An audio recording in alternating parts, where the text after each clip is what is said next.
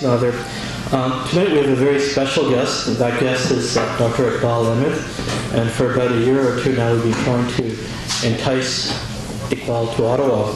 And Eqbal has a very interesting and varied background, and I'm going to try and briefly describe some of it.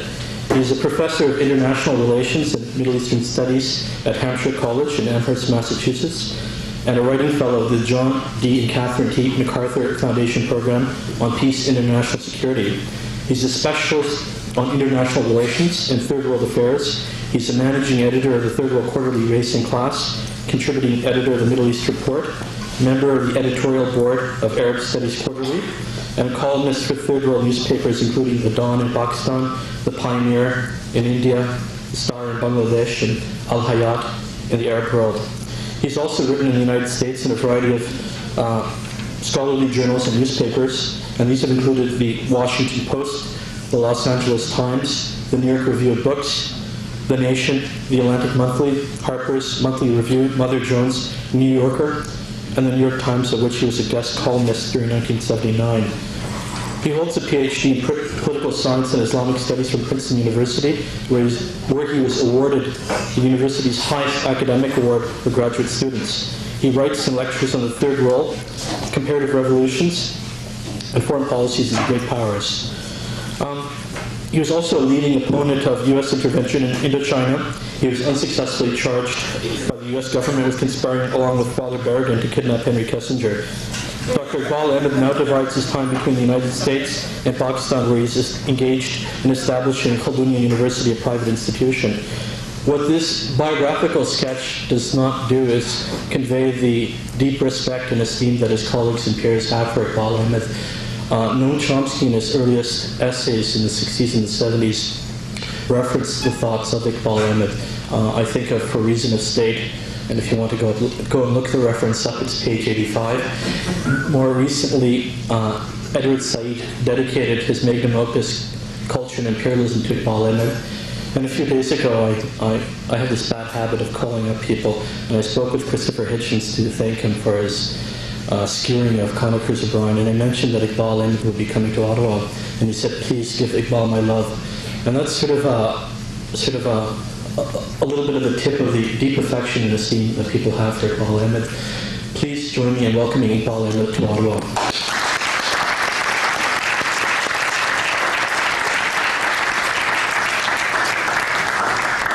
Thanks a lot.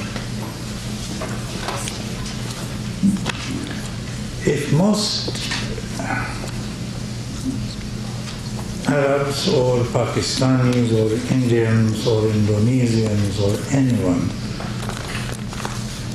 remotely resembled Imran Qureshi, we will not remain an underdeveloped countries. He has remarkable energy. I have never met this young man until this afternoon, but his voice has become very familiar to me on the phone. And on the issue of Islam and its detractors, he is literally a mobile encyclopedia. And I'm counting this weekend to get as much help from him as it is possible to get. Imran has asked me to speak on prospects of democracy in the Muslim world. Is that correct?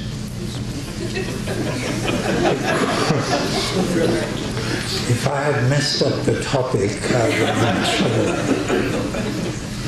What I would like to do is to first clear some of the misconceptions and conceptions about democracy itself. Yeah, that's an intelligent thing to do. Wonderful. Thank you very much. Then I would talk about its prospects or lack thereof in Muslim countries. First, democracy itself. It's irrespective of what you hear about Greek democracy and the Magna Carta and so on, the absolute plain truth is that that democracy as a system of government, as a set of values, as full-blown constitutional systems, is a relatively modern, recent form. Its development is associated with the social changes and ideas spawned by capitalism and industrialism in the modern age, which means the last 250, 300 years. Spawned by the decline of feudal elites, feudal controls of economy, by the rise of urban bourgeoisie, by the rise of an urban middle class, and spawned finally by the rise of a growing industrial working class and intelligentsia, mostly based in cities. Once these social changes occurred, and they did happen to occur in the Western world first, there was a long period of struggle before democratic forms took roots or gained legitimacy.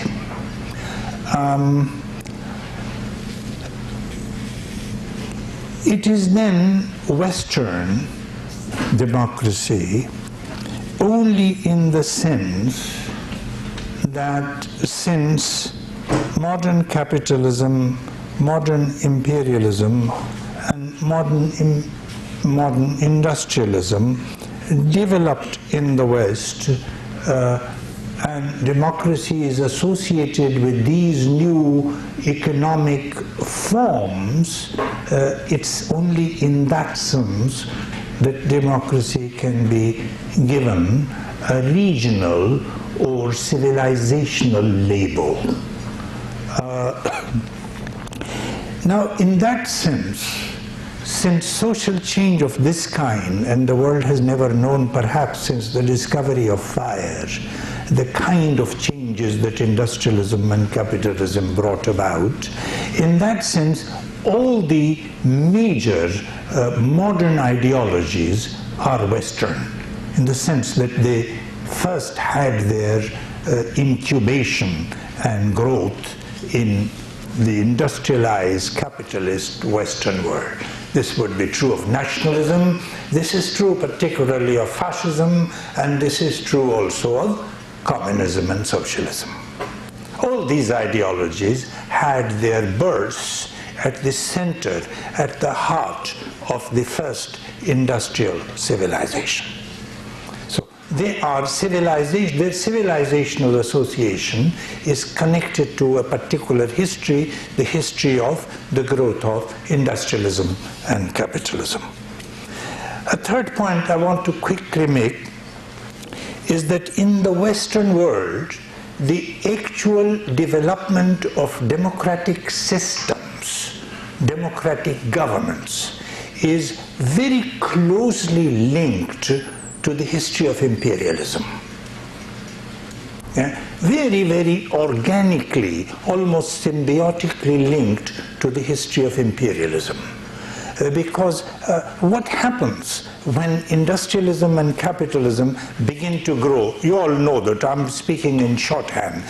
What happens is that old lives are destroyed, old traditions are destroyed, old classes are destroyed, new classes, new traditions, new social forces emerge. When those new social forces emerge, they make massive demands for accommodation. When those massive demands for accommodation are made, a system is most of the time not able to absorb those demands. To absorb those demands, you need to have safety valves, places to which you can transfer the tensions of these rapid social changes. If you don't have the safety valve, you could get into trouble. Now, note something. The imperial expansion is starting with the imperial expansion begins from the origins of capitalism itself. Capitalism was still in its mercantilist stage that the big discoveries of America took place. That large migrations had slowly begun. By the time capitalism had entered fully into the industrial age, imperial expansion was blowing all over the world. Millions of people moved from England, from France, from Denmark, from Sweden, from all these places. They moved to other places. They found themselves adventures to engage in. They found themselves conquests to be made. And all this served as a safety valve. The result was that democratic forms have developed in the Western world precisely in those industrializing societies which were able to expand at the expense of somebody else. Those who couldn't expand produced fascism. It was that simple. I'm making it a crude analogy to you. Just watch Germany. Europe had 4 major civilizational systems: the Hispanic, the French, the Italian, the Germanic, and the English. The English had massive empires, followed closely by the French, followed closely by the Belgians, the Dutch. All of them developed democratic systems of government. A major civilizational force in Europe, Germany, was a colonial have-not. It just couldn't get past British and French blockages to expand its colonial power. And the tensions of not having those safety valves produced in Germany, this is something that the scholars of fascism, it's an issue that the scholars of fascism have been avoiding, by and large, except for 1 or 2. Remember Hitler's major grouse against the British and the French. Lebensraum. You all have living spaces.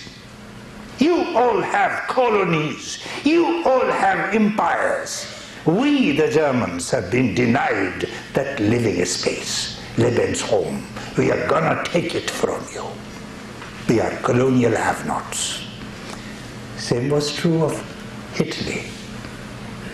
Beyond these little Libya and the invasion of Ethiopia, they had no big empires. And Spain was a receding colonial power precisely at the moment of its industrial growth. The result is Spain turned fascist, Portugal, receding empire, turned fascist, Germany turned fascist, Italy turned fascist. So, main point I'm making to you is that when you have rapid social change taking place and safety valves are missing, safety valves can be of 2 kinds. See, imperial powers were not only drawing raw materials from their colonies, cheap raw materials from their colonies, and bringing it home to be converted into capitalist goods. They were also using the colonies as markets where they could dump their products. And they were also using the market as the colonies as a safety valve to transfer to it tensions of social change. Study the careers of Warren Hastings. Study the careers of Robert Clive. Study the careers of Dalhousie's. You are thinking of men who were, if they had stayed in England, they would have been on the barricade. Profile of Robert Clive, by the way, is very similar to that of Mao Zedong, Fidel Castro, or the French revolutionaries. But he had another thing to do. He conquered India for them. It was a nice activity. So it's important for us to keep in mind that any people, Western, Eastern, black, yellow, or white, who are going to go through massive social change and do not have safety valves, do not have economic well-being, do not have roads to prosperity open, will find it very hard to develop democratic systems of government. In the Western world, in the discourse here, you almost see, you are shown this in cultural terms. It's the best West versus the rest. We are democratic, the rest don't have the democratic tradition. Those are nonsensical, ignorant statements. We shouldn't take them too seriously. Move on to the next one. The third world's experience with democracy contrasts very sharply with that of any other people, Western people, for example. Our experience is democracy, including Muslim experience with democratic governance, is a very bitter experience. Our first encounter with democracy was as oppressive. Democracies came to us as oppressors, as colonizers, as violators. As violators. They spoke the language of enlightenment and engaged in the activities of barbarians. This was our primary experience with democratic societies at first. And second, after decolonization, our experience with, again, the democratic power centers, the United States, France, Britain, our experience, even in our second stage of our post-colonial history, our experience was one of these big Western powers calling themselves the free world and actually actively promoting neo-fascism and neo-fascist governments in one Muslim country and one third world country after another.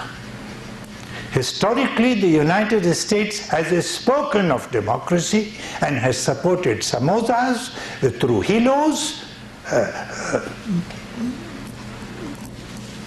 the dictators of Zaire like Mobutu Seko, Suharto of Indonesia, Shah of Iran, Zia-ul Haq of Pakistan, name them.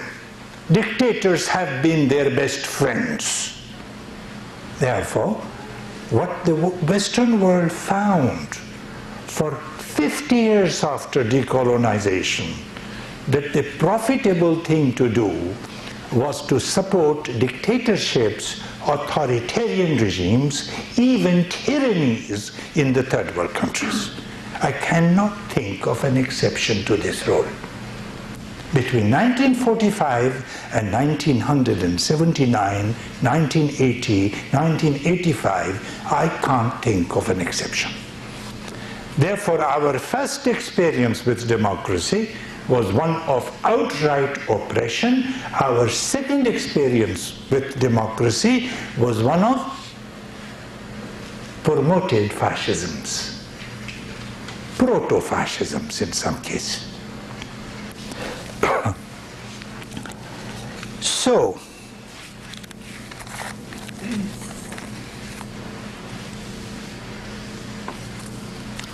what are we going to do with an inheritance so mixed? How is the Muslim world dealing with the question of democracy versus other forms of government. Before I answer this question, allow me very briefly again to give you a picture that I have of the Muslim world today.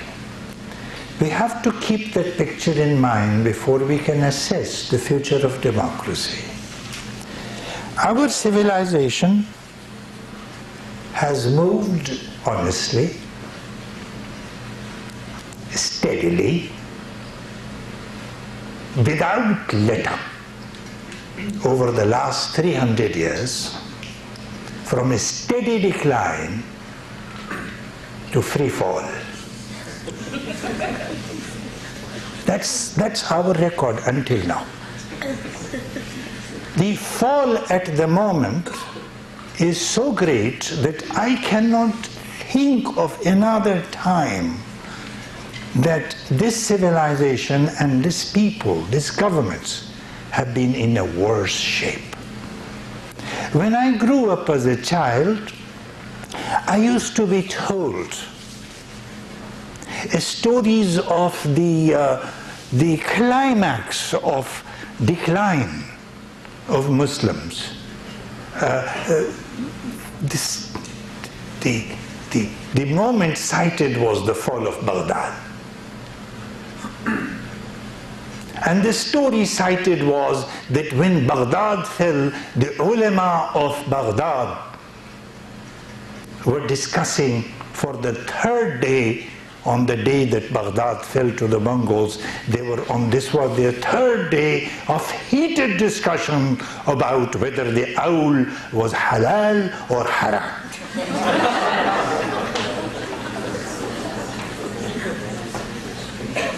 Right?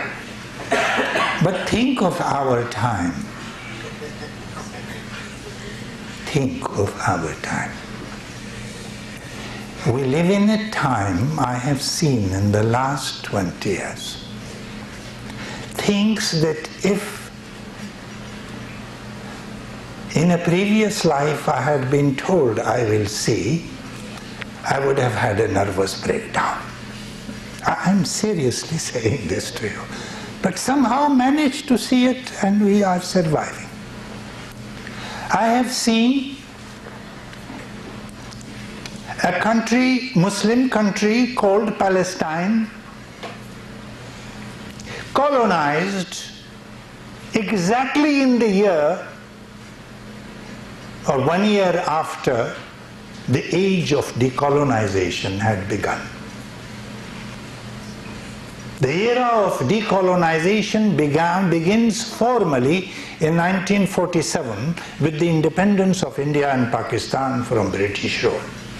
And in 1948, Palestine was colonized by a settler people, and its people were driven out of their ancient homeland. And at that time, the Arab world was independent, most of it. Not all of it, most of it was. And that independent Arab countries couldn't save it from a dramatic and total colonization of Palestine. We had a taste then. We had a warning at that time of what post-colonialism is about, what independence is about. With that warning, what did we do? I will jump stages, I will jump incidents. One that stands out in my mind is the first in world history